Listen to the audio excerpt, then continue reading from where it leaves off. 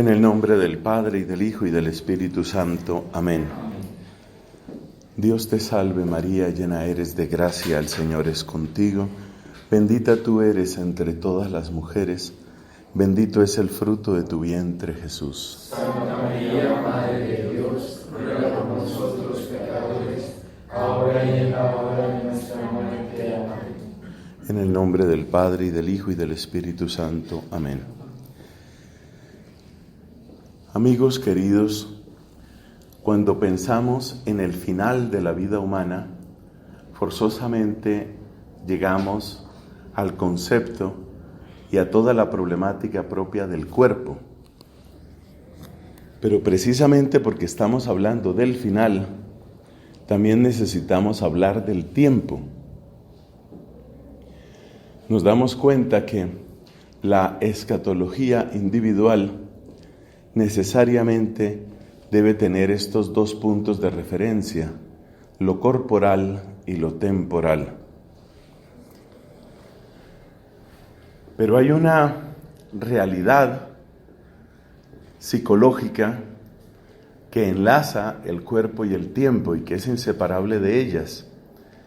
Y esa realidad, que es con la que usualmente nos expresamos, argumentamos, preguntamos y esperamos una respuesta, es la realidad de la imaginación. Si usted piensa, si hace memoria, si examina, se dará cuenta que toda imaginación tiene un elemento corporal y tiene un elemento temporal. Lo que usted imagina, siempre lo imagina de un modo corporal. Siempre tiene algún aspecto, una extensión, una duración. De hecho, ese es uno de los graves problemas desde el punto de vista teórico, uno de los grandes problemas en la escatología. Y es que la gente trata de utilizar categorías temporales y trata de utilizar imágenes, es decir, frutos de su imaginación, para referirse a la eternidad. Cuando ponemos estas flechas que tienen doble punta en nuestro esquema, estamos indicando un conflicto potencial. Entonces, lo que estamos afirmando es que hay un conflicto potencial entre la imaginación y la eternidad. O dicho de otra manera, estamos diciendo que la eternidad no puede ser imaginada, porque cuando la gente intenta imaginar la eternidad, rápidamente lo que hace o en lo que cae es en una duración ilimitada. Por eso resultan afirmaciones burlescas sobre la eternidad. Le voy a dar un ejemplo. Los ángeles y los santos, además de cantar todo el día Hosana, Hosana, ¿qué más hacen? Detrás de esa burla, que puede tener más o menos mala intención, detrás de esa burla está este problema, el conflicto que hay entre la imaginación y la eternidad. La eternidad no puede ser imaginada, y los que intentan imaginar la eternidad, entonces fácilmente caen en una línea que se prolonga y se prolonga y se prolonga. Es decir, intentan tomar las realidades que sí podemos imaginar como un reloj que avanza, como un calendario de infinitas hojas, y eso que sí podemos imaginar, tratamos de aplicarlo a la eternidad, pero no funciona. Lo mismo sucede con el conflicto entre el tiempo y la eternidad. Cuando tratamos de explicar lo que es el tiempo, nos vemos indefensos. Es famosa la frase de San Agustín: si nadie me pregunta lo que es el tiempo, yo sé lo que es, pero en cuanto me lo preguntan, no sé qué responder. ¿Qué es el tiempo? Una de las definiciones más famosas de lo que es el tiempo es la de Aristóteles: el tiempo es medida del movimiento. Uno se da cuenta entonces que el tiempo y la eternidad parecen contrarios, porque si nosotros hablamos de eternidad, por ejemplo, la eternidad de Dios, que es perfecto y que por consiguiente no tiene cambio, entonces resulta que la eternidad de Dios equivale a la inamovilidad, algo así como la no existencia del tiempo, la desaparición del tiempo. De ese modo, tenemos 3 categorías fundamentales: cuerpo, tiempo e imaginación. Y conviene tenerlas presentes, sobre todo, mis amigos, sobre todo para darse cuenta de las limitaciones que nosotros tenemos. Es decir, la mente humana no parece estar hecha para abordar estos problemas. Solo parece haber una parte de nuestra mente es capaz de plantear y hasta cierto punto resolver esa clase de preguntas. Pero nuestra mente no parece diseñada para abordar problemas como la eternidad. Es algo que nos sobrepasa, es algo que nos abruma y es algo en lo que fácilmente nos equivocamos. Por consiguiente, hay que ser extremadamente prudente. Bueno, ya que he dicho que hay una parte de nuestra mente que sí tiene como una capacidad, una cierta capacidad de abordar estas preguntas, pues ¿cuál es esa parte? Si nosotros miramos o recordamos la teoría del conocimiento y cómo se forman las ideas, vemos que hay una conexión entre la imaginación y las ideas. Una idea no es exactamente una imaginación. Por favor, aumentar la precisión en estos términos. La idea no es la imaginación. Cuando yo imagino algo, tengo un elemento concreto. Por ejemplo, si imagino un caballo, vamos a hablar de los caballos, lo que viene a su mente, lo que usted imagina cuando usted oye la palabra caballo, pues tiene 4 patas y tiene crin y tiene ojos, cabeza, cola, tal vez está corriendo. Es decir, su imaginación evoca algo específico. Nosotros en la imaginación siempre estamos en el terreno de lo concreto, pero nuestra mente es capaz de llegar a lo abstracto. Y en lo abstracto, que es propiamente el terreno de las ideas, la imaginación cesa. Descubrieron desde antiguo los pensadores que el ejemplo más a la mano de ese acceso a la idea pura, es el que se da en las matemáticas. Supongamos que yo le digo a usted,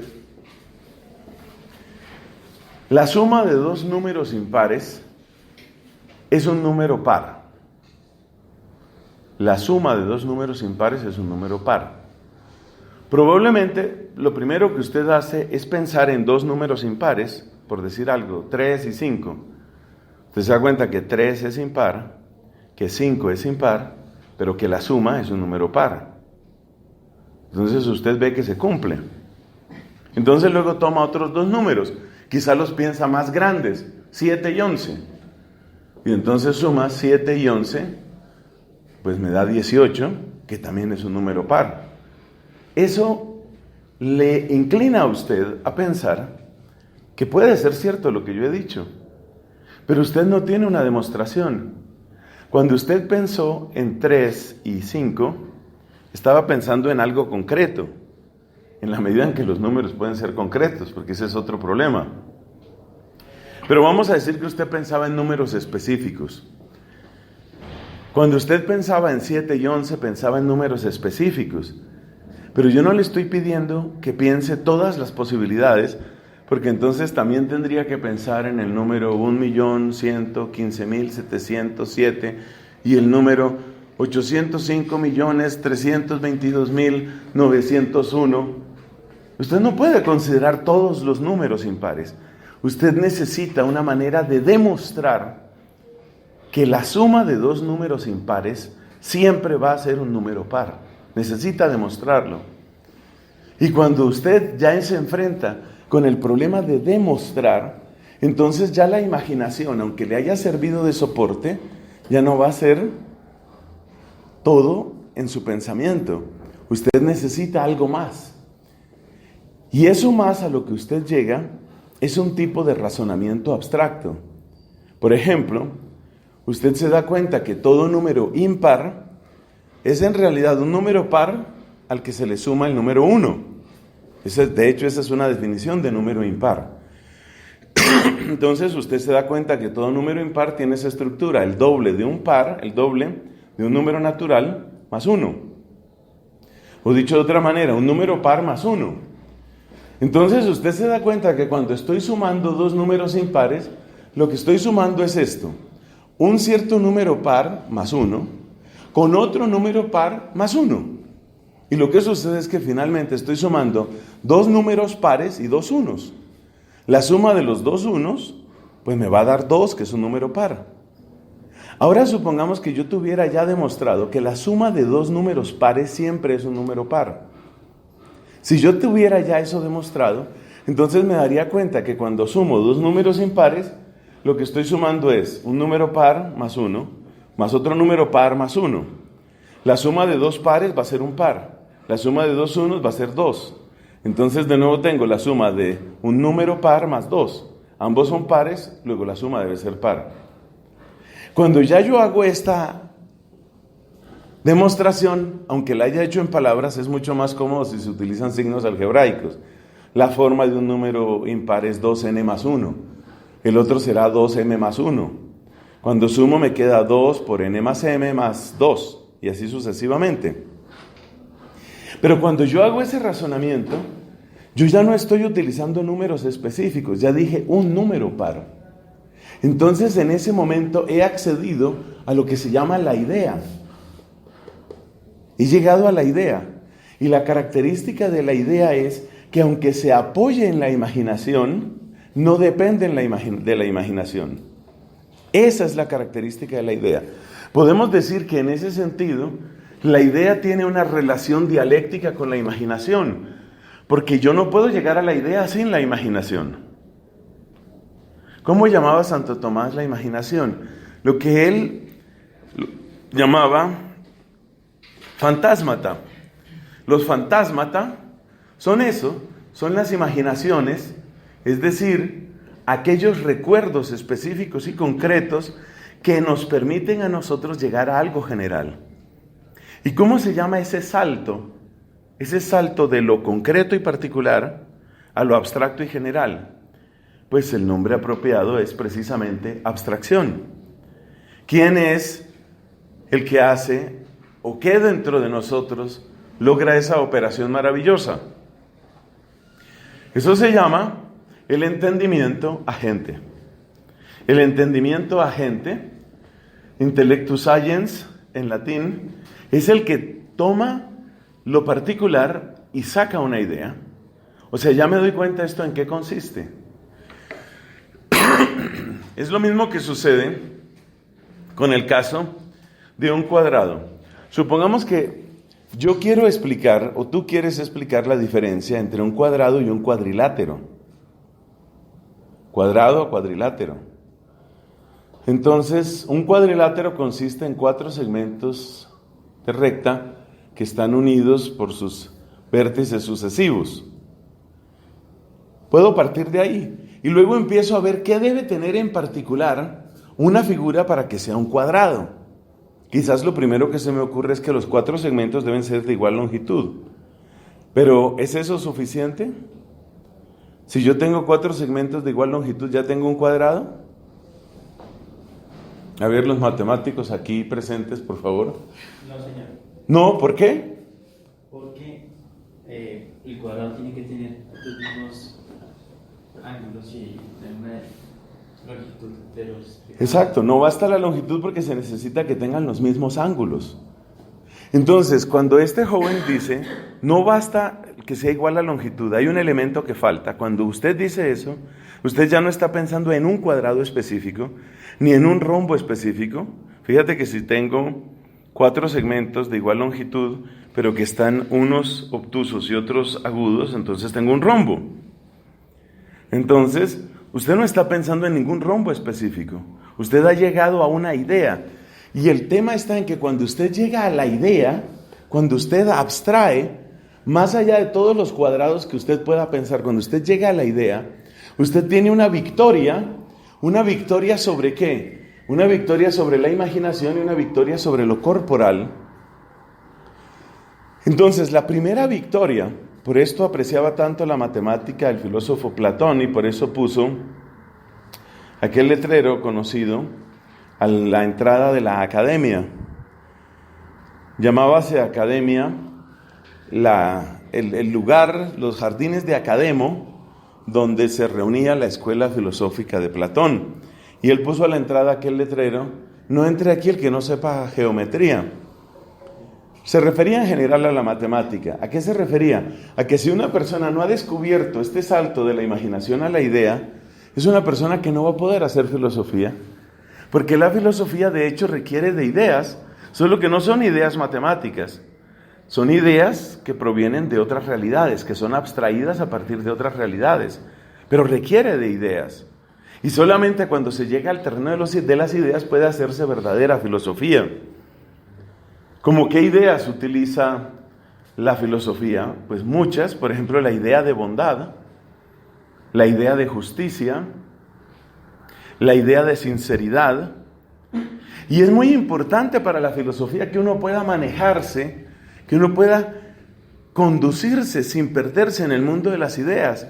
Porque si uno todo el tiempo está pegando el salto de las ideas a la imaginación, entonces el razonamiento se vuelve lodoso, se empantana, murky dicen en inglés, se vuelve lodoso. Te empantanas. Te voy a dar un caso. Pensemos en estas 2 cualidades o virtudes. Las virtudes, cuando las consideras de modo general, son ideas. Piensa en estas 2 ideas, la justicia y la sinceridad. A uno le parece que es muy natural que vayan juntas. Como diría Santo Tomás de Aquino, la sinceridad es una expresión de justicia, porque la sinceridad supone que mis palabras son justas. Yo digo lo que es cierto. Pero uno se da cuenta que la sinceridad y la justicia no son exactamente iguales. Porque una persona, por ejemplo, puede ser completamente sincera en sus palabras y puede ser, sin embargo, injusta en muchas cosas. Por ejemplo, le pregunto, Dios nos libre, le pregunto al captor que me tiene secuestrado, ¿usted me va a matar entonces? No van a pagar rescate por mí, la política de mi gobierno es que no va a pagar rescates. ¿Usted me va a matar? Y él me dice, sí, mañana lo voy a matar. Está hablando de una manera sincera. Por supuesto, es una injusticia, pero está hablando de una manera sincera. Entonces, yo me doy cuenta, en el terreno de las ideas, yo me doy cuenta que una persona puede tener al mismo tiempo la sinceridad y la injusticia. Si uno, en cambio, se queda con la imaginación, si uno se queda únicamente en el terreno de la imaginación, uno no logra separar esas cosas, porque uno empieza a pensar bueno, mi tío era una persona terriblemente injusta, porque fíjate lo que le hizo a mi tía, y la manera como descuidó a los hijos, y era un mentiroso de miedo. Entonces ahí se ve que la injusticia no puede estar unida a la sinceridad, pero es porque yo me estoy quedando en casos concretos. Es decir, yo me he quedado en el nivel de la imaginación, no he llegado al verdadero nivel de la idea. Entonces Platón decía que las personas que no pueden despegar de la imaginación son personas que van a empantanar todo el tiempo la discusión filosófica, porque todo el tiempo van a estar decayendo, devolviéndose a la imaginación y estarán recordando anécdotas y estarán viendo casos particulares. Y todo lo que implique casos particulares, anécdotas, etcétera, pertenece a la imaginación. Entonces eso quiere decir que usted tiene que superar la imaginación para llegar a la idea. Esto tiene que ver con uno de los temas que ya hemos tratado en este curso. Es el tema de la inmortalidad del alma. El argumento fundamental que se plantea, que se ofrece desde la filosofía clásica con respecto a la inmortalidad del alma, tiene que ver exactamente con esto. El hecho de que usted pueda pasar de la imaginación a la idea indica que hay en usted una potencia que no es solamente corporal. Porque si usted analiza bien, todo lo corporal es siempre concreto. Está siempre sujeto al espacio y al tiempo. De manera que la abstracción indica que en usted hay algo que no es corporal. Algo que, por consiguiente, tampoco hay que buscarlo como corporal. De eso ya hemos hablado varias veces. Buscar el alma como si fuera corporal es como buscar una especie de gas o un fantasma dentro de la máquina, o un conjunto de señales eléctricas, o una sinfonía de cócteles bioquímicos. El alma no es eso. Estamos diciendo que el alma, estrictamente hablando, supera la imaginación. Por eso también las ideas tienen una relación compleja y dialéctica con el cuerpo. ¿Por qué? Porque usted no puede llegar a las ideas sin la imaginación, pero cuando usted llega a la idea, usted supera lo corporal. ¿Cuál es el terreno de la inteligencia? Amigos queridos, la inteligencia propiamente hablando sucede en las ideas. La inteligencia sucede en las ideas. El hecho de que usted pueda manejar de una manera hábil la imaginación, eso no indica que usted sea inteligente. Usted es hábil. Entonces, los computadores tienen habilidades que pueden superarnos a nosotros. Los animales tienen habilidades que pueden superarnos a nosotros. Pero propiamente hablando, los animales no tienen inteligencia. Los computadores no tienen inteligencia. ¿Cómo se atreve usted a decir eso? Estamos en la época de la AI, de la Artificial Intelligence. ¿Cómo se atreve usted a decir que no existe inteligencia artificial? No existe. Y entonces lo que llamamos inteligencia artificial, ¿qué es? La inteligencia artificial es el tratamiento masivo de millones de datos que finalmente son estímulos, que finalmente son realidades corporales aconteciendo en el tiempo. Entonces, el procesamiento masivo de datos, el procesamiento masivo de estímulos puede producir resultados absolutamente asombrosos. Desde hace unos años, ya no sé cuántos, desde hace unos años, el sistema de traducción, por ejemplo, de Google, se apoya en algoritmos de inteligencia artificial. Y cada vez es más sorprendente. Yo lo utilizo con alguna frecuencia para distintos fines, a veces para traducir de otras lenguas a mi español nativo, o lo contrario. Se queda uno sorprendido, es decir, cada vez pareciera más humano y pareciera más humano, pero es el tratamiento masivo de millones de datos. Y recuerda que un dato es una realidad sensible en el sentido de un impulso eléctrico, magnético, lumínico, etc. ¿Y la abstracción qué es? ¿No es lo mismo la abstracción? No.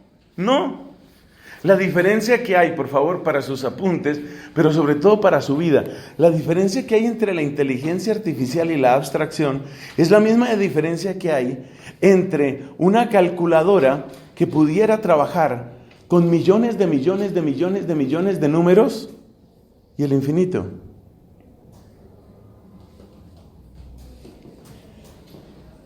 Bueno, pero vendrá otro que me diga, pero ya hay computadores que hacen demostraciones matemáticas.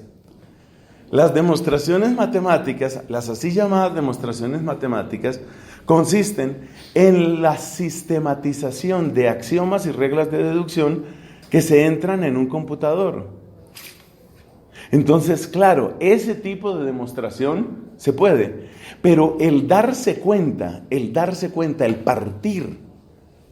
partir para la demostración, es decir, el hacer la abstracción es algo que no sucede ahí. Entonces, llegar a las ideas. Ahí es donde está el punto. Hay en nosotros algo que supera lo material, que supera lo corporal. Por eso es perfectamente razonable suponer que hay en nosotros algo inmortal, porque hay algo que supera el cuerpo, hay algo que supera lo corporal.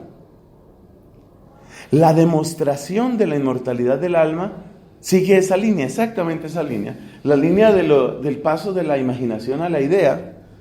Otro nombre que a veces tiene la idea es concepto, en fin, se pueden dar otro tipo de nombres. ¿Y la inteligencia qué es? La inteligencia es la capacidad de moverse de una manera lógica, limpia, en las ideas. Esa es la inteligencia. En la medida en que una persona tiene más ideas, en la medida en que una persona aumenta su rango de ideas y las conexiones entre esas ideas, pues puede llegar a cosas absolutamente geniales. En cierto sentido, lo que nosotros llamamos genio, un genio, o lo que llamamos la genialidad, es la capacidad de conectar ideas que aparentemente no tenían relación entre ellas. Entonces, la abundancia de ideas y la capacidad de conectar unas ideas con otras son el sello propio de la genialidad, es decir, de una inteligencia completamente sobresaliente. Bueno, ahora bien, cuando nosotros hablamos de ideas, realmente de lo que estamos hablando es de esencias. A ver, una idea es muy a menudo la manera como nosotros llegamos a una esencia. Por ejemplo, observemos lo que hizo el compañero cuando habló de que era un cuadrado. El compañero dice: tener 4 lados de igual longitud no es suficiente, falta un elemento. En el momento en que Hernán nos dice, falta un elemento, los ángulos deben ser iguales, yo me atrevo a completar tus palabras, Hernán, falta un elemento esencial. ¿Qué queremos decir por esencia? Esta es la metafísica que uno tendría que estudiar. Aquí entre paréntesis, permítanme un desahogo de 20 segundos. Esto es lo que se debería ver en filosofía, esto. Esta es la metafísica que hay que estudiar. Por supuesto, la versión que yo doy aquí es súper simplificada. Las personas que sepan de estos temas van a sentirse casi disgustadas de la manera como yo trato de simplificar. Pero bueno, ahí nos vamos entendiendo. Entonces, esta es la manera como esto es la filosofía que uno tiene que estudiar. Entonces, ¿qué es la esencia? La esencia es la expresión de aquellos, la esencia verbalmente hablando, conceptualmente hablando, es la expresión de aquellas ideas sin las cuales, óigame bien, sin las cuales no existe, no se da. Quítale la palabra existencia confunde ahí, sin las cuales no tendría lo que tengo. Entonces, Hernán nos acaba de dar un ejemplo brillante de lo que es eso. Hernán dice, no basta que tener 4 segmentos de igual longitud. ¿Qué nos está diciendo nuestro compañero? Nos está diciendo, falta un elemento esencial. En el momento en el que nosotros decimos 4 segmentos de igual longitud, unidos, formando los mismos ángulos, sí, ese es un cuadrado. Cuando yo llego a la conclusión, ese es un cuadrado, ¿qué estoy diciendo? Esa es la esencia del cuadrado. Eso describe lo que es un cuadrado. ¿Qué significa eso? Siempre que yo tenga 4 segmentos de igual longitud, pues unidos por las puntas, eso toca formalizarlo más matemáticamente, pero no nos detengamos ahí. En el momento en el que yo tenga 4 segmentos de igual longitud, con 4 ángulos iguales, tengo un cuadrado. Y en el momento en el que tengo un cuadrado, tengo 4 segmentos de igual longitud con iguales ángulos. Eso quiere decir que llegué ¿a qué? A la esencia. Esa es la esencia. El llegar a la esencia es lo que permite saber de qué estamos hablando. Por eso el principio de toda discusión es la esencia. ¿De qué estamos hablando? Si yo le digo, hay seres humanos que hace 20 años no respiran, entonces usted se pone a pensar, ¿me está hablando de una momia me está hablando de un cadáver embalsamado, me está hablando de un ser humano que fue congelado. ¿De qué me está hablando? Usted empieza a pensar de qué le puedo estar hablando yo. Yo sigo hablando y en un momento dado usted se da cuenta que estoy hablando de las estatuas del Museo de Cera de no sé dónde. Y usted dice, bobada tan grande, eso no es un ser humano. O sea, la primera pregunta es ¿de qué estamos hablando? Y cuando uno está, ¿y cómo se establece de qué estamos hablando? Buscando esencias. Esta es la grandeza del pensamiento aristotélico por el que sigue también Santo Tomás, que realmente es como una sistematización de lo que uno hace todo el tiempo. Usted puede ser hegeliano, kantiano, husserliano, usted puede ser heideggeriano, usted puede seguir a Michel de Foucault, puede seguir a Rorty, puede seguir a cualquier otro filósofo. Pero en el momento en el que nos ponemos a hablar, yo le digo, pienso que la mayor parte de nuestros problemas tienen que ver con la kaitocracia. Usted de inmediato se pregunta, ¿de qué está hablando? ¿Qué entiende usted por kaitocracia? Y entonces yo le explico esa palabra que me acabo de inventar. Kaitocracia significa tal o cual cosa. Ya sé de qué estamos hablando. O sea que fíjate, no importa cuál sea tu background filosófico, tú necesitas esencias. Dicho de otra manera, así funciona la mente humana, así. Usted no puede hablar de esa manera. Usted no puede seguir diciendo, no, la dialéctica de Hegel ya respondió a la kaitocracia. Usted de una manera responsable no puede decir eso si usted no tiene ni idea de qué entiendo yo por kaitocracia. Usted necesita primero aclarar qué es kaitocracia. Usted necesita llegar primero a la esencia. Entonces, las esencias y las ideas tienen una relación muy estrecha porque en cierto sentido, la esencia es la idea. La idea que describe de un modo completo lo que algo es.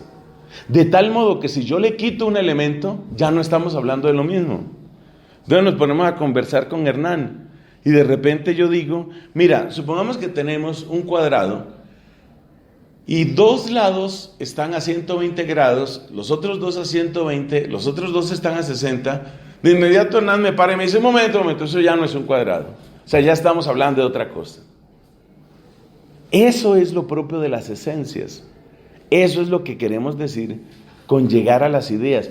Y el terreno de la inteligencia, en este esquema, queridos amigos, el terreno de la inteligencia, ¿cuál es? Este es el terreno de la inteligencia. Aquí es donde funciona la inteligencia. Y entonces el mundo de la imaginación y el tiempo y el cuerpo, o sea, todo esto que está aquí, ¿qué? Mira, todo eso es el mundo de las destrezas y de las habilidades. Entonces, así como un águila tiene mejores ojos que yo, es impresionante, la resolución de un ojo de águila es una cosa sobrecogedora, es una cosa que uno se queda asombrado. Estamos hablando de un animal que a centenares de metros prácticamente podría leer un libro. Es una cosa que uno no puede, por supuesto. Entonces, el águila tiene habilidades que yo no tengo. El guepardo tiene habilidades que yo no tengo. El gorila tiene habilidades que yo no tengo. Se calcula que un gorila adulto tiene el equivalente de la fuerza de 6 seres humanos bien entrenados. Un solo gorila tiene la fuerza de 6 personas. Entonces, el gorila tiene más fuerza de la que yo tengo. Y así muchos otros. El computador tiene mejores habilidades de las que yo tengo y eso no tiene que preocuparme, porque el computador sigue funcionando en el terreno de lo estimúlico. Eso no me preocupa. Por ejemplo, el computador me gana en ajedrez. ¿Cómo es posible que el computador me gane en ajedrez? Hombre, el computador tiene una capacidad de procesar millones de datos. Y por consiguiente, como en el ajedrez hay un aspecto estimúlico, entonces donde haya un aspecto estimúlico, ahí pueden entrar los computadores. Oiga eso, donde haya un aspecto estimúlico pueden entrar los computadores. Y lo que sucede es que la mayor parte de la vida humana tiene que ver con estímulos. Entonces, ¿y cuál es la parte estimúlica del ajedrez? El ajedrez es el juego ciencia. ¿Es el juego para pensar? Sí, es verdad. Pero finalmente el ajedrez termina en un tablero de 8x8 y el peón no está flotando, ¿no? El peón no es un gas que llena parte del tablero, no, está en tal fila con tal columna. Ese es un dato, ese es un estímulo, está en esa parte, no está en otra. Entonces yo puedo tomar ese dato que es un estímulo y puedo procesarlo junto a millones de otros datos para, de acuerdo con unas reglas, ver qué es lo más probable. Y así se llega a construir un computador que tiene una capacidad superior a la del ser humano. ¿Pero eso qué es? ¿Eso es inteligencia? Propiamente hablando, no es inteligencia. ¿Eso qué es? Habilidad, destreza. ¿Por qué el gorila tiene más fuerza que yo? Por el tamaño de los músculos del gorila. ¿Por qué los músculos del gorila son más fuertes que los míos, sabiendo que los gorilas no hacen tanto ejercicio? ¿Usted no se ha hecho esa pregunta? La gente no se hace esas preguntas. Los gorilas no hacen tanto ejercicio, en cambio hay gente que sí hace mucho ejercicio y se va volviendo un poco... Bueno. En todo caso, ¿por qué el gorila tiene tanta fuerza? Porque es que resulta que hay una serie de proteínas y hay una serie de hormonas que regulan cuánto tienen que crecer los músculos. Y resulta que nosotros los seres humanos tenemos unas hormonas que detienen el crecimiento del músculo. Por eso es tan difícil entrenar, por eso es tan difícil la dinámica, la disciplina del gimnasio, porque es difícil, porque usted en parte está peleando contra su propio sistema hormonal. El sistema hormonal le dice, usted no necesita tanto músculo, usted no necesita tanto. Y usted dice, no, pero yo quiero más músculo. Entonces usted está peleando contra su sistema hormonal. Entonces el sistema hormonal del gorila es distinto. El sistema hormonal del gorila hace que el músculo crezca casi sin límite. Y precisamente porque sus músculos crecen casi sin límite, y esos músculos están unidos por unos tendones increíblemente fuertes a una estructura ósea que es muchísimo más pesada y muchísimo más sólida que la mía, por eso el gorila puede levantar una cantidad de peso que yo no puedo. No solo porque me faltan los músculos, sino porque mis huesos se quebrarían, mi columna colapsaría. Entonces, el gorila tiene destrezas que yo no tengo. Una de las conclusiones de esta clase es: no pelee contra un gorila, no es buena idea. No es bueno pelear contra el gorila. Entonces, ¿qué estamos diciendo ahí? Que hay un terreno de las destrezas y habilidades, y hay otro terreno que es el de la inteligencia. Parecen confundirse cuando llegamos a los computadores. No se confunda. Un computador es el procesamiento acelerado de cantidades colosales de datos. ¿Y los datos qué son? Estímulos. Esos son los datos. Una abstracción es algo distinto, es otra línea de crecimiento. Muchas personas tienen una gran dificultad en descubrir lo que es una abstracción.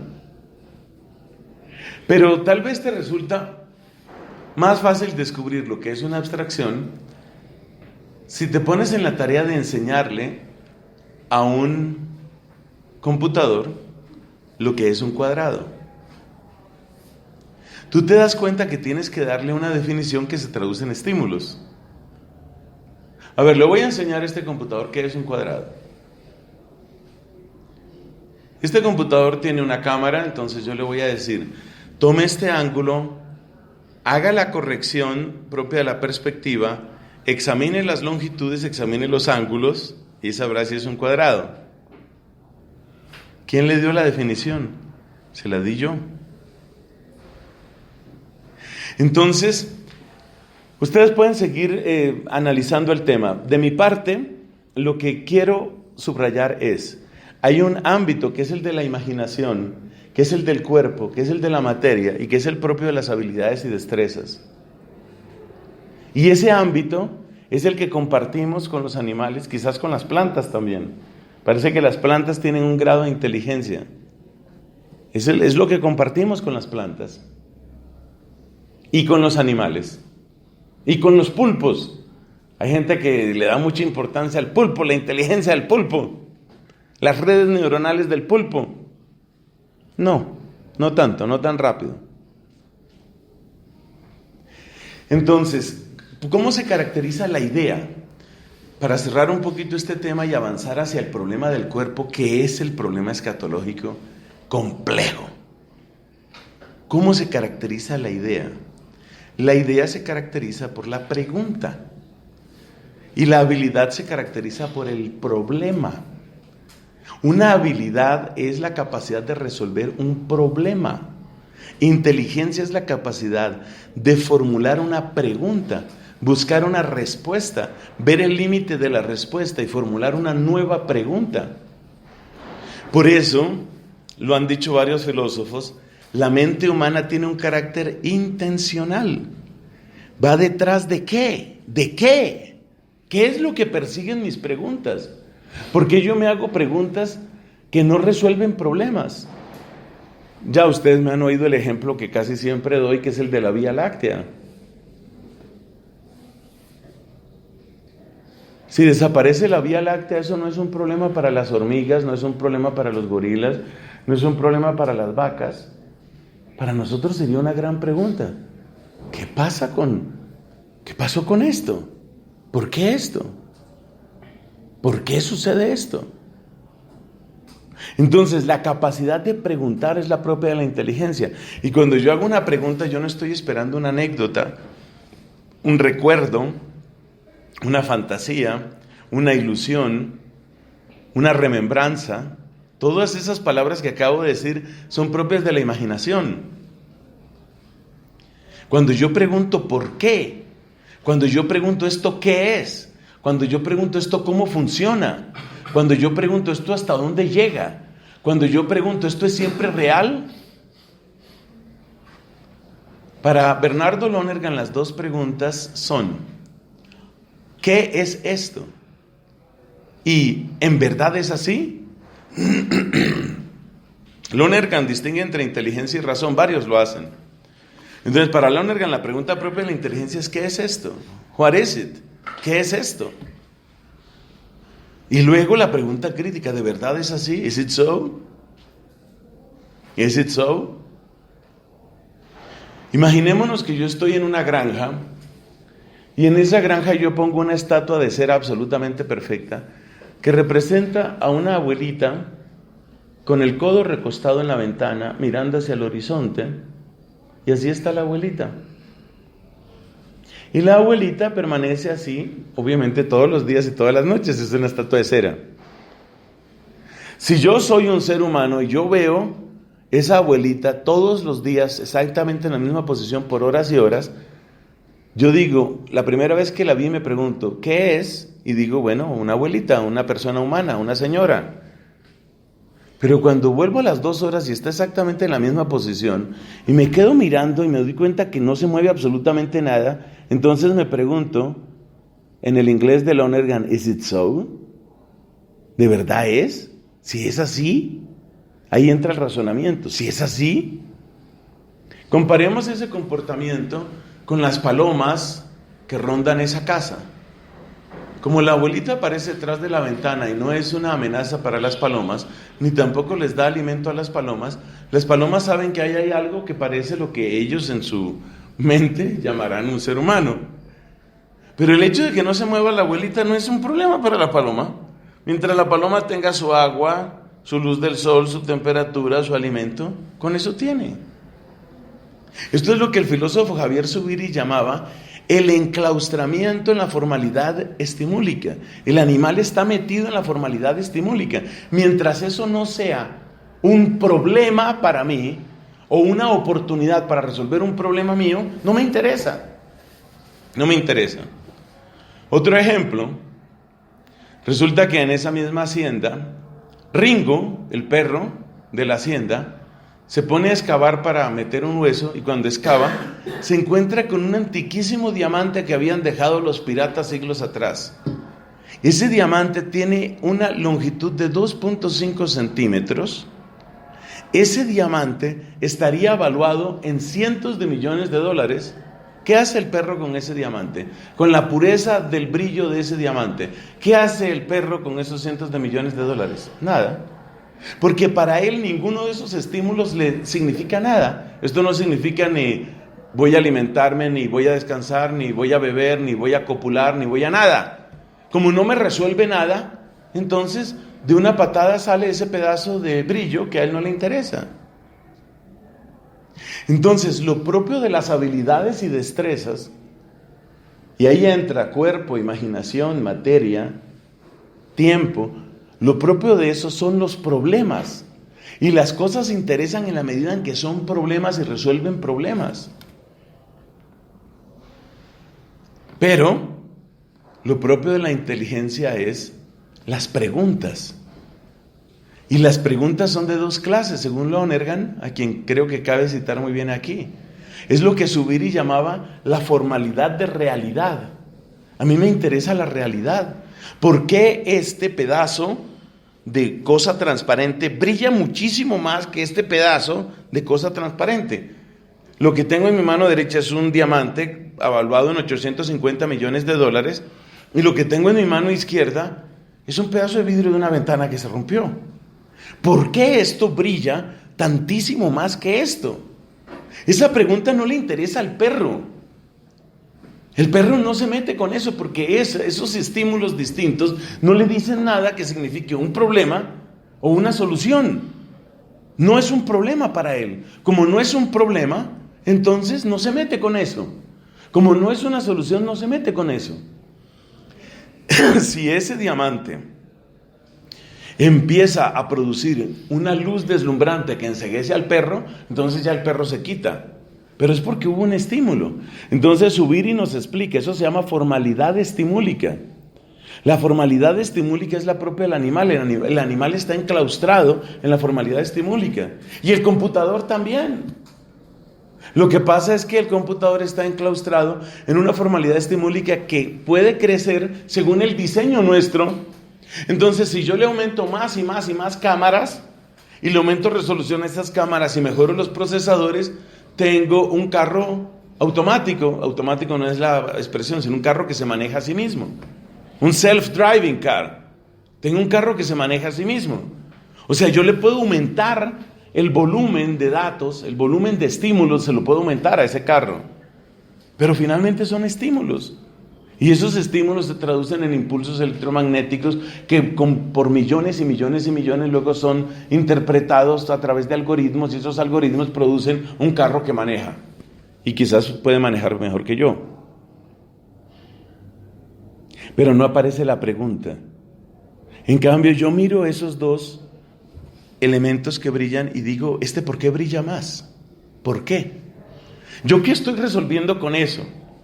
¿Qué estoy resolviendo yo con esa pregunta? Nada. Eso no me mejora la alimentación, eso no me trae hijos, eso no me trae placer, a menos que caigamos en cuenta de una cosa. Dentro de mí hay un apetito que no existe en otros, el apetito del ser, el apetito de la verdad. Y ese apetito se manifiesta, vuelvo a mencionar a Lonergan, en las preguntas, ¿esto qué es? Y la otra pregunta, ¿realmente es así? ¿Is it so? ¿Si es así? ¿De verdad es así? Eso no le preocupa a las palomas.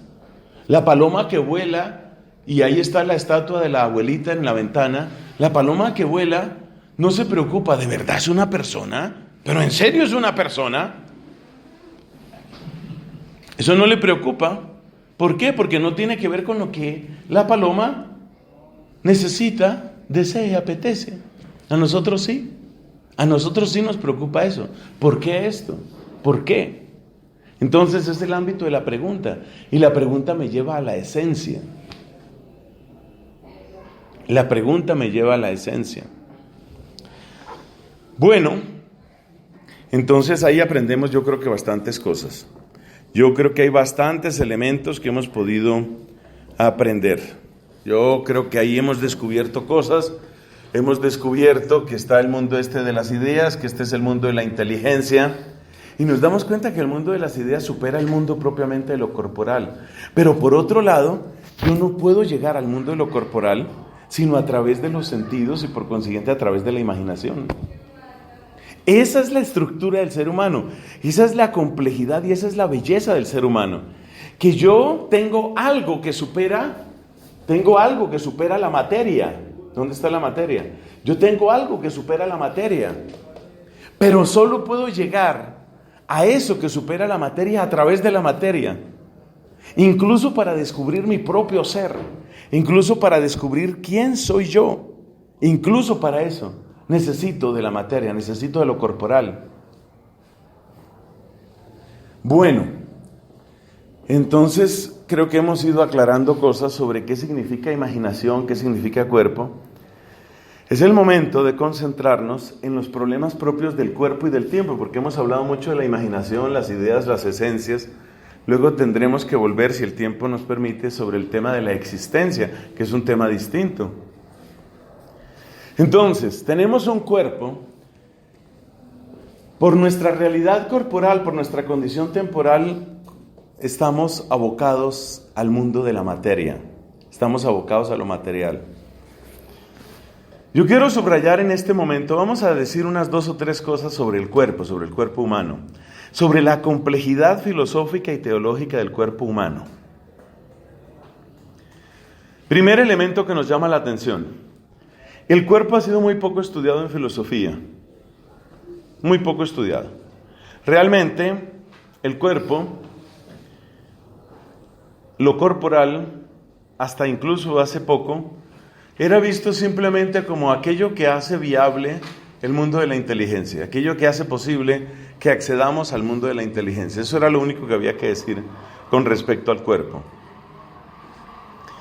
Pero resulta que el cuerpo en sí mismo plantea una serie de problemas filosóficos profundos. Y ahí vamos a enunciar 3, dijimos. Primero está el punto de ¿en dónde termina mi cuerpo? ¿En dónde termina mi cuerpo? Eso parece una pregunta demasiado elemental. Alguien diría, pues el cuerpo termina en el límite que se llama la piel. Ya. Tienes muchos problemas. Porque resulta que piensa en tu cabello o en cualquier otra vellosidad. Hay algo vivo que es un folículo piloso, pero de eso vivo va saliendo algo que finalmente queda muerto. O sea, la punta de tu cabello está viva, es parte de tu cuerpo. Cada vez que alguien te corta el cabello, tú te lo cortas, quitas una parte de tu cuerpo. Cuando te vas a peluquear, tú dices, bueno, voy a perder una parte de mi cuerpo. Cuando te cortas las uñas, quitas una parte de tu cuerpo. Entonces, ¿dónde termina el cuerpo? Ahí tenemos un pequeño problema. Pero no es solamente el problema exterior, también es el problema interior. El problema interior es que es, bueno, según unos últimos datos, en esto las cifras han cambiado, pero en términos de biomasa, en términos de masa corporal, más o menos el 43% de tu masa corporal son células humanas. Más de la mitad de tu masa corporal no son células humanas. ¿No? Entonces, ¿qué soy yo? Resulta que tú tienes, en números, tienes más células no humanas que células humanas. Resulta que dentro de ti hay una gran cantidad de células que no son humanas, no tienen tu ADN. Y sin embargo viven dentro de ti. Tú tienes un pacto con esas células. Donde más se nota esto, por supuesto, es en las cavidades interiores, en concreto en el intestino. Tú tienes, en tu intestino, tienes una jungla de bacterias. Y esa jungla de bacterias es la que hace posible la digestión. Algunos dicen que dentro de esas bacterias también hay algunas que dañan tu metabolismo y que son responsables por el hecho de que algunas personas engorden o engordemos mucho más. Parece que eso tiene que ver con esa jungla. Los tratamientos más avanzados para la obesidad están incluyendo ahora siempre ese factor, el factor de cuál es la flora bacteriana que tú tienes. Pero el hecho es que la tienes. Y en muchísimas otras partes de tu cuerpo. Prácticamente no hay resquicio, arruga o pliegue de tu cuerpo que no esté altísimamente habitado por toda clase de microorganismos.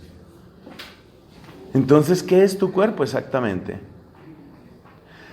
Estas preguntas son especialmente antipáticas cuando uno las relaciona no solo con la filosofía, sino con la teología.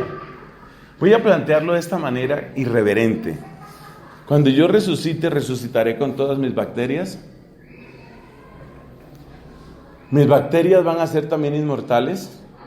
Muchas de las cosas que uno considera propias, en realidad dependen de esa flora bacteriana, de eso que uno tiene. El típico olor corporal que cada uno de nosotros tiene, que en condiciones normales de higiene no es un problema, no es algo que moleste, pero ese olor que es propio de uno y que es el que reconocen los animales, por ejemplo los perritos, ese olor corporal único tuyo no es tuyo. Es básicamente la combinación entre tu modo de procesar ciertas sustancias, sobre todo aceites y otros nutrientes, y lo que hacen las bacterias con eso que tú eres. Eso eres tú. Eso eres tú, eso es lo que tú tienes. Entonces lo corporal es muy complejo. Hablar de lo corporal es muy complejo, porque nosotros dependemos de todas esas realidades bacterianas. Piensa, por ejemplo, esto. ¿El aceite está vivo o está muerto? Pues el aceite está muerto, pero el aceite es parte tuya. Si tu piel pierde severamente ese tipo de aceites, tienes un problema gravísimo. Pero gravísimo es que en cuestión de horas pueden empezar a producirse rupturas y heridas en tu piel. Es un problema gravísimo. O sea, tú para vivir necesitas de esos aceites, pero esos aceites supuestamente están muertos. O sea, no están vivos. Entonces la frontera entre lo vivo y lo muerto, la frontera entre lo que eres tú y lo que no eres tú, es una frontera mucho más compleja de lo que nosotros pensamos. Y sobre todo es una frontera cambiante. Todo el tiempo está cambiando. Todo el tiempo nosotros estamos excretando. Esta parte no es bonita del curso.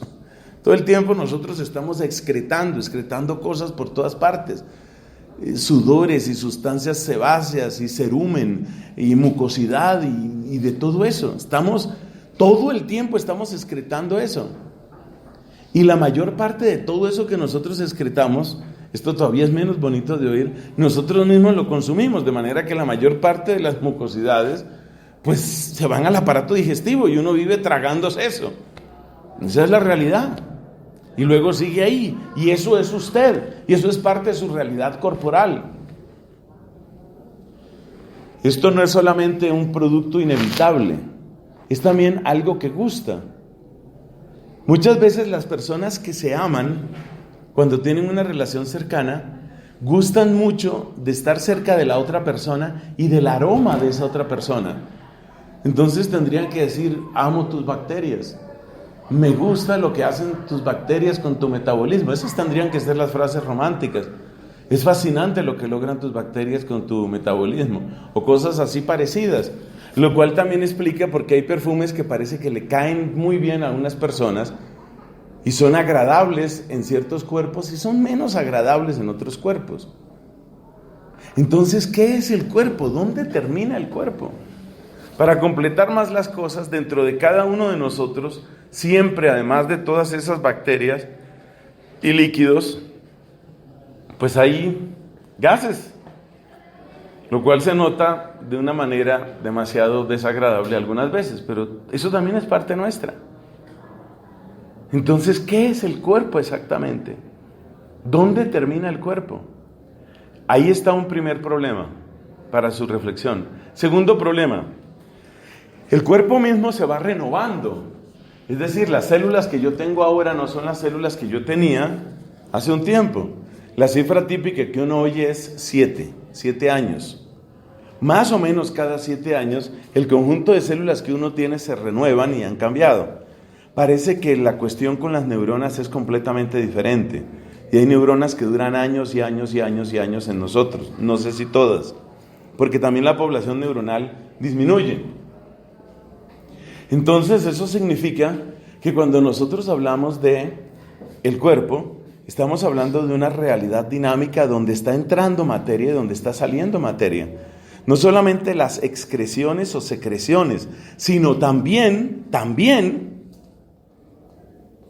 esas otras realidades que son nuestras propias células, nuestros propios tejidos.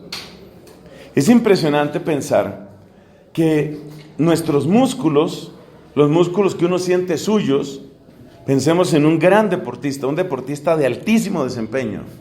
Por ejemplo, este señor que ha brillado tanto estos días, Cristiano Ronaldo. Claramente es uno de los atletas más brillantes dentro de su propio campo.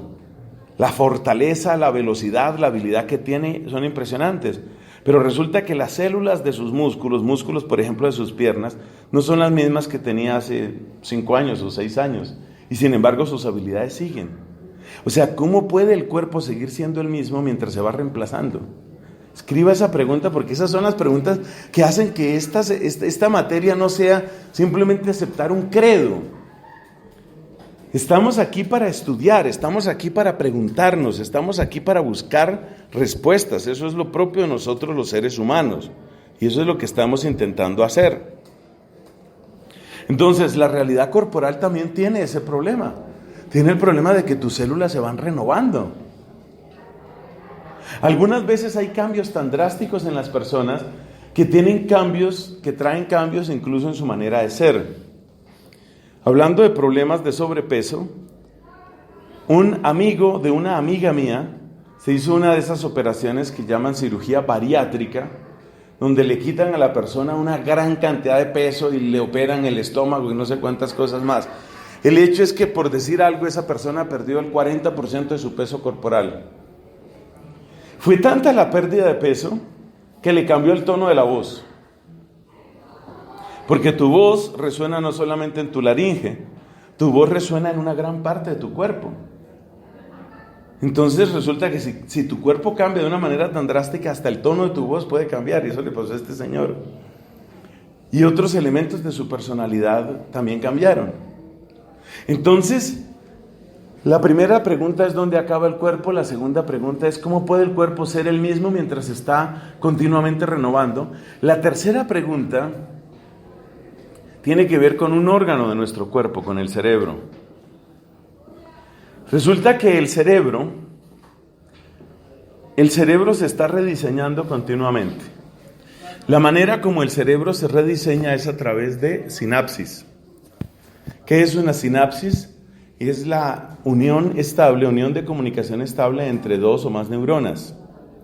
Entonces, a medida que nosotros vamos aprendiendo cosas, nuestras neuronas se van conectando, van fortaleciendo ciertos puentes.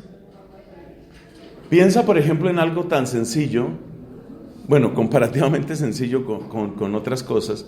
Piensa en lo que significa aprender a tocar un instrumento musical. Continuamente estás necesitando que tus dedos se pongan en ciertas posiciones.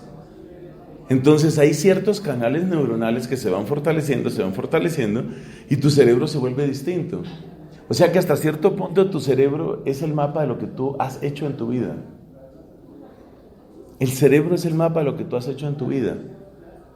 Tus pecados repetidos, tus mañas repetidas, tus virtudes repetidas están inscritas en tu cuerpo, están inscritas en tu cerebro.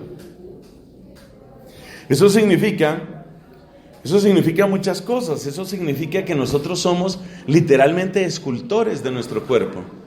No solamente escultores de nuestros músculos, somos escultores de nuestro cuerpo, porque vamos afectando nuestro cerebro. Por supuesto, esto trae nuevas preguntas. Y cuando llega una isquemia, cuando llega un Alzheimer, cuando llega un cáncer, cuando llega un tumor, entonces, ¿qué sucede con la esencia de esa persona? ¿A dónde quedan esas destrezas, habilidades o recuerdos que estaban ahí? Esa capacidad de razonar. O sea que la tercera pregunta es, ¿cuál es la relación entre nuestro yo y las alteraciones de nuestro cuerpo, particularmente en las neuronas? Usted se da cuenta de que esta pregunta es particularmente dramática cuando llegamos a la muerte, porque la muerte supone la alteración total, catastrófica y definitiva de lo que usted es. De modo que donde estaba su cerebro, lo que queda después de un tiempo es una cosa absolutamente repugnante, como una especie de caldo que se va pudriendo. Eso es lo que queda de su cerebro. Por eso cuando iban a embalsamar, lo primero, una de las cosas que tenían que hacer era sacar los intestinos y sacar el cerebro. Había que sacar el cerebro porque se sabía que el cerebro se iba a pudrir muy pronto. Entonces es complejo. La realidad del cuerpo es una realidad compleja. Y es bueno tener en cuenta esto cuando uno enuncia cosas como la resurrección del cuerpo. Repito, casi con un cierto cinismo, enuncio, ¿cómo resucitaremos? O sea, ¿resucitaremos qué? ¿Seguirán creciendo las uñas cuando resucitemos? ¿Resucitaremos con todas nuestras bacterias?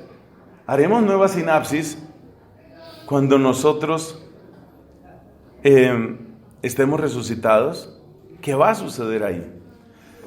La respuesta a la mayor parte de esas preguntas tiene que ver con este problema, que es el problema del tiempo y problema de la eternidad.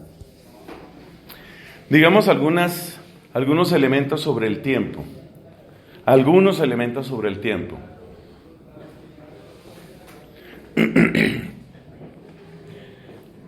La realidad temporal es especialmente compleja después de los estudios, análisis, teorías y comprobaciones de esas teorías o hipótesis.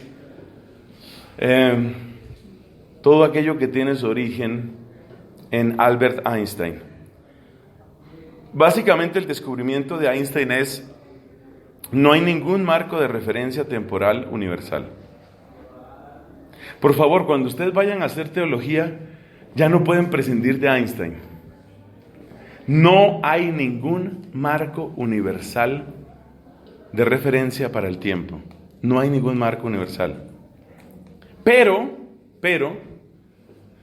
lo que es causal en un marco de referencia es causal en todo marco de referencia. Esas son las dos afirmaciones mínimas que todos debemos saber sobre las teorías de Einstein, que parecen comprobadas de un modo absolutamente espectacular. No hay ningún marco de referencia temporal absoluto, pero lo que es causal en un marco de referencia sigue siendo causal en otro marco de referencia. ¿Eso qué significa? Que no hay el mismo marco de referencia temporal significa que si usted se está moviendo a gran velocidad con respecto a mí, usted me ve a mí con una escala de tiempo que es distinta de como yo me veo a mí mismo. En concreto, usted puede ver que mi reloj anda más despacio que el suyo. Usted puede ver que el tiempo pasa más lento para mí. Y yo veo que el tiempo pasa más lento para usted. Porque nos estamos moviendo el uno relativo al otro. No hay ningún marco de referencia temporal. ¿Es su tiempo el correcto o es mi tiempo el correcto? No hay ningún marco de referencia universal. Sin embargo, y esto también hay que decirlo porque es que hay gente que solo dice la primera parte, lo que es causal en un marco de referencia temporal es causal en todos los marcos de referencia temporales. ¿Eso qué quiere decir? Que si yo dejo caer un huevo, y por supuesto se rompe al llegar al piso, usted ve que el movimiento de mi mano produjo la caída del huevo produjo pues el estallido del huevo. Esa secuencia que yo veo en ese orden, todos la ven en ese orden. O sea que no importa en qué marco de referencia temporal usted se encuentre, en todo marco de referencia, el movimiento de la mano va antes que la caída del huevo y la caída del huevo va antes que el estallido del huevo. Entonces, no vemos las cosas al mismo tiempo, no vemos las cosas con la misma medida de tiempo, pero sí vemos las mismas secuencias. ¿Por qué le digo esto? Porque yo no sé en qué ambiente se muevan ustedes el día de mañana, pero por lo menos en los ambientes que yo conozco, la gente a veces, yo digo, toma una actitud de burla con respecto a estos temas, y entonces nos tratan más o menos como que ustedes no saben de eso. No, nosotros sí sabemos que hay marcos de referencia temporales que son relativos a la velocidad con la que se mueven unos con respecto a otros.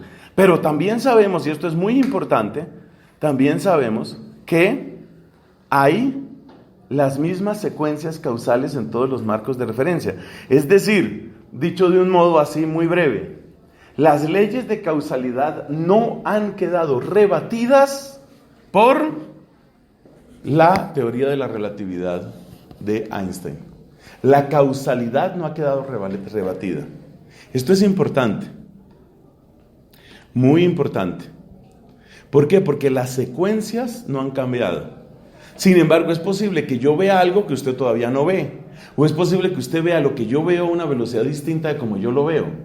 Pero el hecho de que tengamos esas percepciones distintas no significa que estemos en regímenes causales distintos. Esa es la primera aclaración que quiero hacer con respecto al tiempo, para que ustedes no se dejen engañar, confundir o callar por los que les vienen con datos científicos de las teorías de Einstein. Por última vez, las secuencias causales son iguales en todos los marcos de referencia. Yo tengo que darles referencias, hay videos que tratan de estos temas, para que ustedes tengan eso más claro. Aquí simplemente lo enunciamos. Segunda afirmación importante con respecto al tiempo.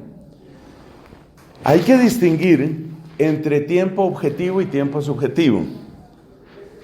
Si la discusión sobre Einstein y sus teorías es una discusión que ha tenido relativamente poco tiempo en nuestra civilización, o sea, un poco más de 100 años, más o menos.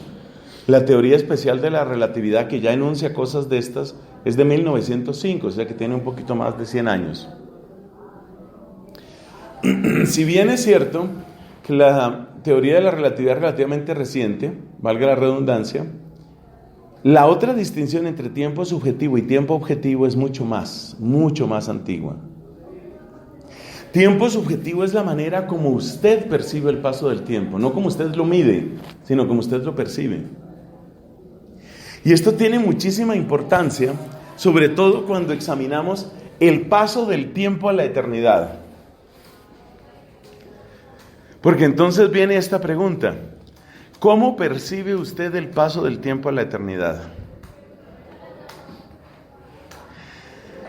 Yo tuve un buen profesor de temas de escatología, con algunas afirmaciones, yo diría brillantes.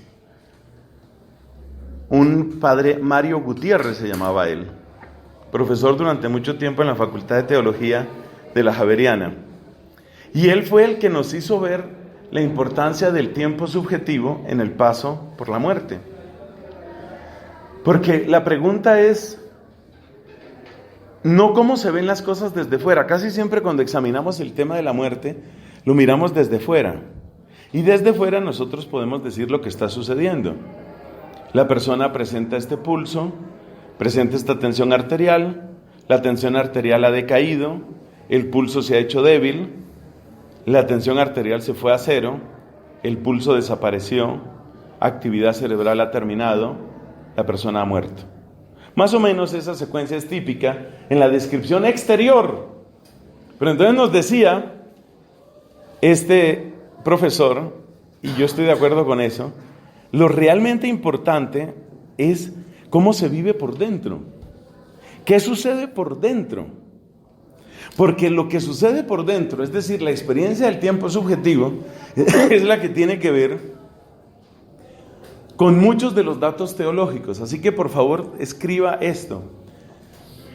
La teología sobre la muerte y sobre el purgatorio, que allá tenemos que llegar, la teología sobre la muerte y el purgatorio,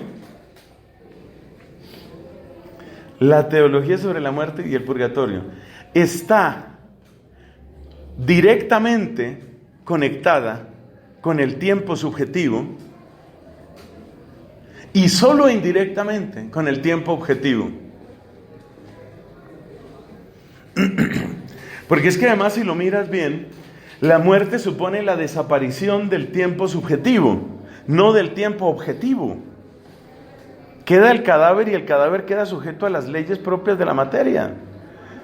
Eso está bien estudiado, cómo se da la descomposición de un cadáver en este clima, en estas circunstancias. Eso es tiempo objetivo, eso está estudiado. La muerte es ante todo la desaparición del tiempo subjetivo. Y esto significa que ese tiempo subjetivo es donde se realiza el drama de morir, se da ahí.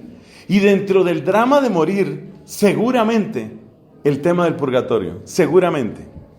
Yo le voy a adelantar solo esta hipótesis, vamos a ver si en otro momento de nuestro curso la podemos estudiar. Yo le voy a adelantar esta hipótesis. Cuando una persona va desconectándose de los estímulos exteriores, no importa la velocidad que eso suceda, cuando una persona va desconectándose de los estímulos exteriores, lo único que puede procesar dentro del plano mismo de las ideas, lo único que puede procesar es su propia realidad. O sea, el mundo deja de existir para mí en la medida en que me estoy muriendo. El mundo deja de existir. Hay conflictos en Sudán del Sur, ya eso deja de existir para mí. Acaban de lanzar un nuevo satélite los chinos, eso deja de existir para mí. Lo bueno y lo malo del exterior deja de existir. Entonces, da la impresión de que en el proceso de morir, en el proceso de morir, la persona lo que está haciendo es descubrir de un modo nuevo su propia realidad. Acuérdate que tuvimos una exposición sobre esto de la vida después de la vida y dijimos, nosotros no llamamos a eso genuinamente muerte, pero sí podemos decir que ahí se da un proceso de morir. ¿Y eso qué significa? Sí podemos decir que esa persona está en el proceso de desaparición del mundo exterior. ¿Y la desaparición del mundo exterior qué significa? Significa que lo único que en ese momento usted puede procesar es su pasado. O sea que eso nos invita a decir que desde un punto de vista filosófico y científico, la muerte supone el encuentro más profundo con su propia verdad.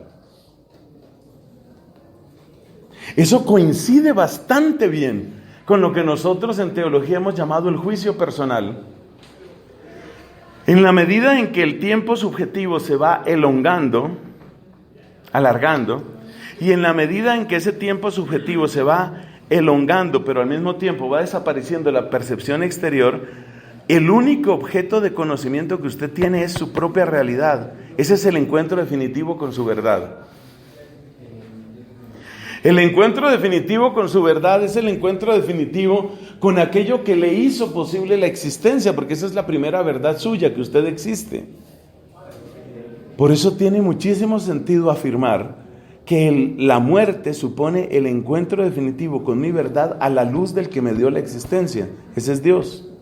Eso es lo que llamamos juicio personal. Pero aquí viene un elemento muy interesante, sugerido en una de mis clases de escatología de hace muchos años. Y un elemento muy interesante. ¿Qué pasa si en el encuentro con esa verdad profunda de lo que usted es, usted siente que su vida queda incompleta?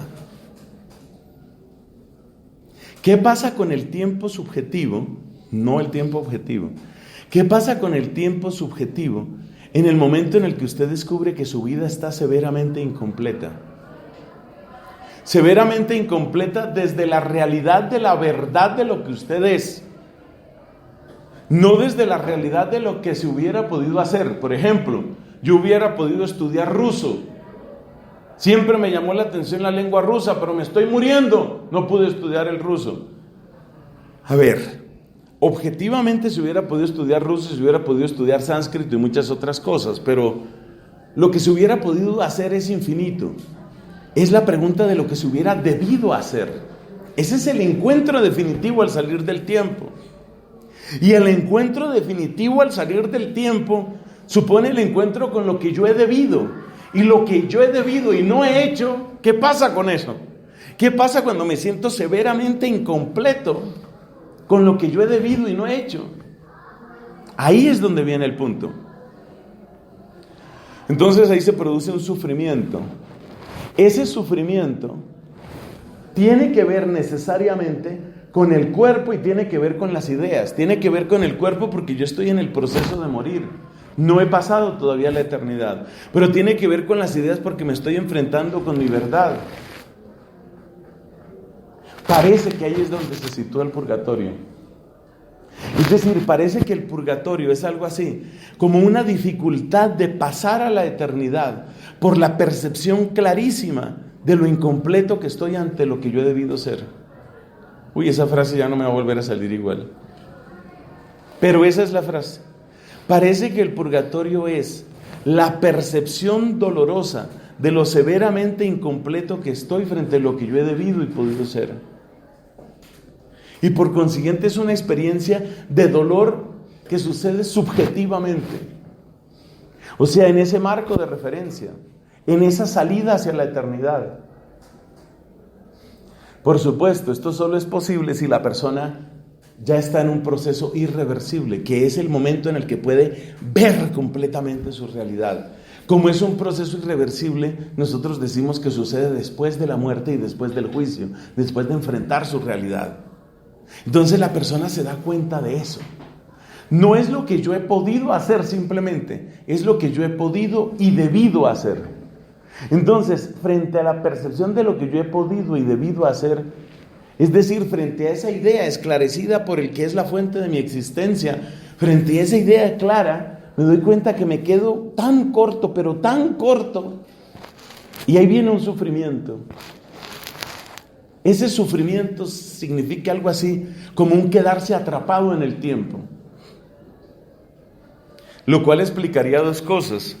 Lo cual explica por qué el purgatorio es esencialmente una experiencia temporal. Y lo cual explica por qué el purgatorio tiene como desenlace la gloria. Porque la persona cuando está en esta experiencia de final de tiempo, la persona, o sea, el purgatorio es como quedarse atrapado en el tiempo. No logro salir de la incoherencia de lo que fue mi vida. No logro salir de eso. Y ya no tengo tiempo para hacer nada más. Bueno, ahí es evidente, desde el punto de vista filosófico, es evidente que tiene sentido. Lo que yo quiero decir, y con esto estamos terminando la clase de hoy, lo que yo quiero decir es que el purgatorio tiene sentido filosóficamente y científicamente, a partir de la realidad del tiempo subjetivo y de la percepción de la verdad de lo que yo soy frente al que es la fuente de mi existencia. Tiene pleno sentido. Ahí me doy cuenta de lo que yo soy. Ahí me doy cuenta. Y entonces se da un sufrimiento. Pero ahí se da cuenta uno también que esa persona no puede hacer nada por sí misma. Nada. Por eso es lícito hablar en el lenguaje popular que se dice almas del purgatorio o ánimas del purgatorio.